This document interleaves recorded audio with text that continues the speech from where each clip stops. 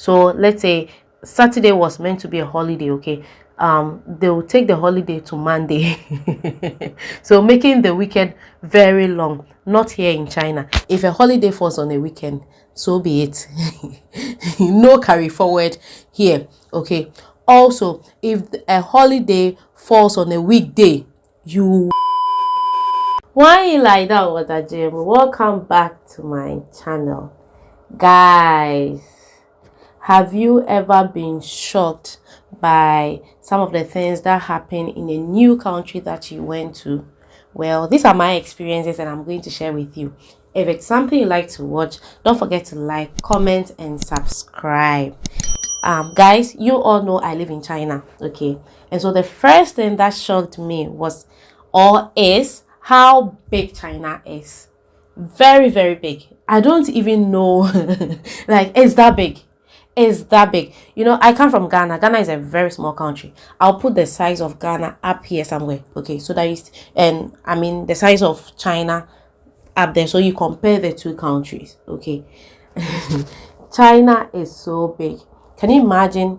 I lived in the same country with my brother for so many years, and I only saw him twice. And this was the first time I ever came to China, and the second time was when I decided I wanted to go and see where or the city he lived, okay. Yeah, so that's how big. You know, there are times people who knew myself, people who knew that myself and my brother were here, they would always ask, do you see your brother? I tell them no. And they are wondering, how can you live in the same country with your brother and you do not see him? China is that big. One of my junior high school mates was also here in China, and I never met him till he went to Ghana. Yeah, we've never met. I have another friend, yeah, whom I knew from Ghana. We've lived in China for all these years and we've never met. That's how big China is. Also, the other reason why we've never met is because of our different schedules, okay. But what I want to emphasize on is how big China is. The second one is the smoking. My God, I'm not saying people in Ghana do not smoke, okay. I know when they go to clubs, when they go to pubs, they smoke, okay, but they do not smoke in the open, okay. They do not smoke in enclosed places, or maybe if they'll smoke, they'll even smoke in their homes, but not here in China. Everywhere in China, like, you find people smoking. Even teenagers, okay, especially the boys, teenagers, you find them smoking. They do not care. In the elevator, around babies, around kids, in enclosed places, underground, you find them smoking. Like, it's a habit, okay. You even be surprised to know that even when you go to the hospitals, there's a designated place for people to smoke. The only place I never saw anyone smoke is where I did my master's, okay, Nanjing Medical University. I don't know if it was a law, okay, that no one should smoke in the school, but I never saw anyone smoking in that school, okay.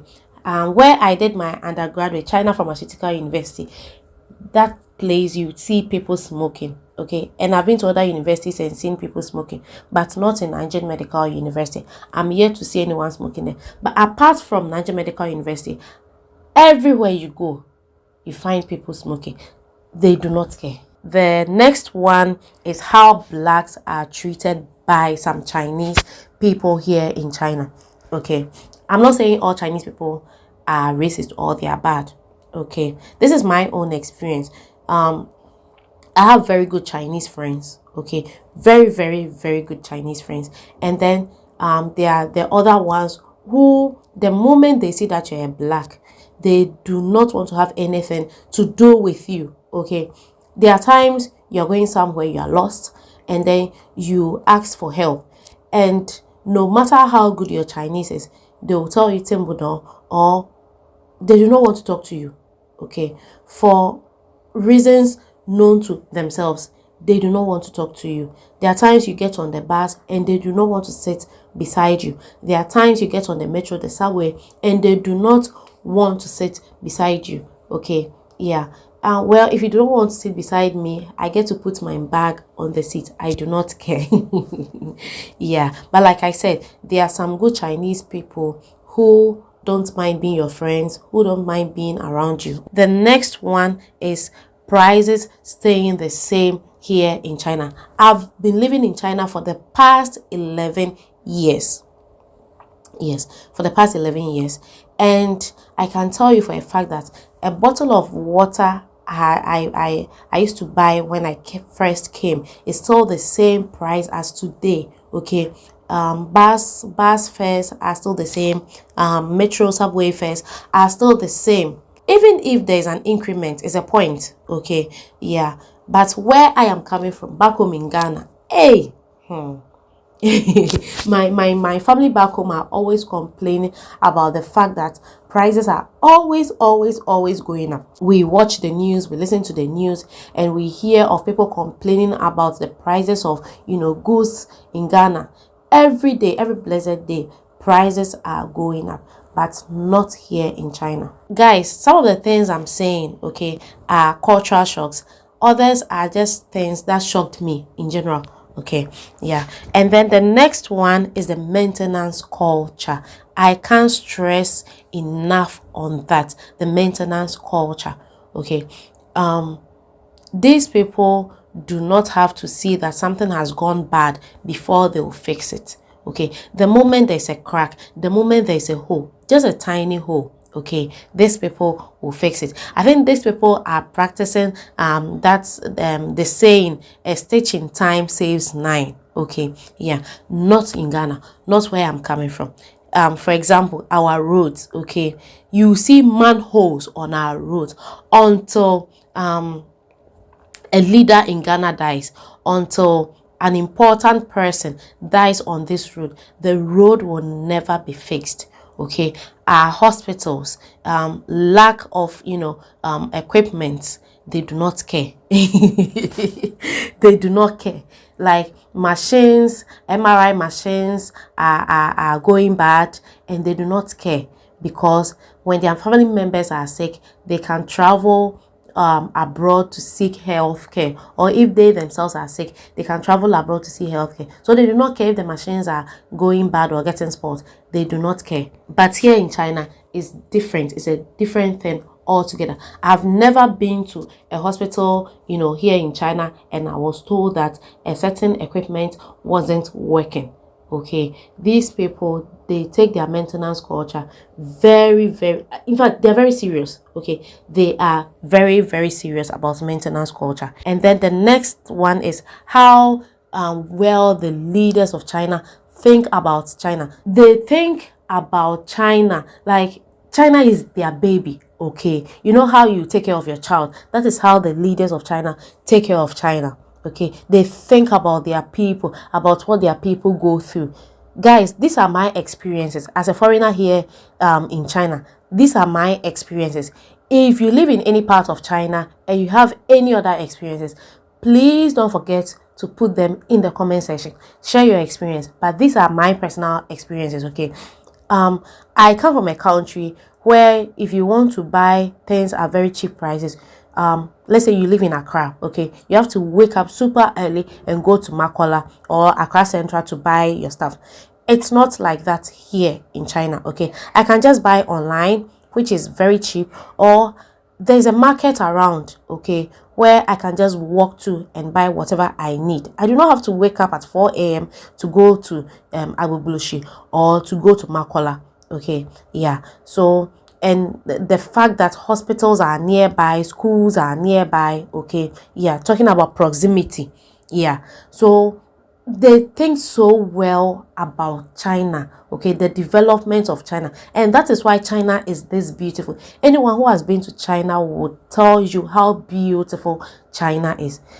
It's not as if I've not been to other countries. I have, but China is very beautiful. Okay, the leaders think about their citizens. They put things in place to make the lives of its citizens or their citizens very comfortable, very easy. Okay, the next one is the fact that Chinese people are super productive. These people do not mind working day and night. Let's say they are building a hospital, okay, yeah, they do not mind working day and night to make sure that this hospital project, like let's say there's a time, frame for this project to be built. These people will work day and night to make sure this project is completed. If they are constructing a road, day and night they are working on that road, not where I am coming from. No, it doesn't happen in Ghana. The next one is the fact that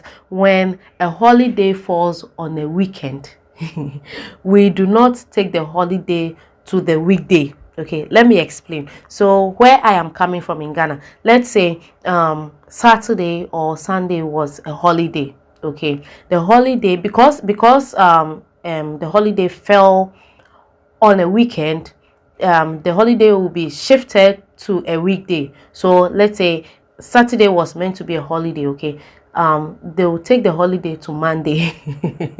So making the weekend very long. Not here in China. If a holiday falls on a weekend, so be it.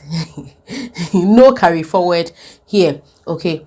Also, if a holiday falls on a weekday, you work on a weekend and make up for it. Can you imagine yourself going to school or going to work on a Saturday or on a Sunday? This is one experience I never really liked. Okay, fun fact, I never went to class on weekends. I never went to class, on those days, because the teachers or the laoshis know you, a lot of students will not come to class. They will threaten you with attendance, but me, I never went. I know my parents will be disappointed if they watch this part of the video, but I never went to school on weekends. It really annoyed me, okay, because like I said, in my country, weekends are for resting. Okay, yeah, we rest on weekends. Okay, so I never liked going to, unless I had an exam to write. Okay, otherwise I would never go to school on a weekend. Also, the fact that it is very safe here in China. If you've been watching my videos, you realize that anyone who has lived in China or anyone living in China who comes on here to share their experience, they will tell you for a fact that China is a very safe place to be. Okay, you can walk around anytime of the day and nothing is going to happen to you. You are not scared. You are not scared that someone is walking behind you with a gun or with a knife. No, like you can walk about. Like China is that place I walk around without being scared, without looking behind. If you see me looking behind, then it means that there's a dog behind me. I fear dogs. Okay, I don't like dogs around me. So if you see me looking behind, or if you see me looking scared whilst walking, it means that there's a dog. It doesn't matter how big or small the dog is. Okay. Not because there's someone behind me, because China is very safe. China is that safe, very, like, super safe. Okay, I talked about how the leaders think well of or about China. Okay, I left out the proximity of schools, of facilities around. Okay, you do not have to travel far to take your child to the best schools here in China. Okay, my daughter is in the kindergarten, and the kindergarten is just a stone throw away. The reason being that so that if the school calls you, okay, if something is happening to your child and the school calls you, you should be there within minutes. Okay, or if they have to bring your child home, it will be easier for them to bring your child. I remember I live my school is like 2 hours away from where I am living. Okay, mind you, I was living here way before I started schooling. Okay, so there was no need for me to change my accommodation, and so I needed to open a new bank account. And then when I went to the bank, I was asked which school I am in, and then I mentioned it, and they realized that my school was very far.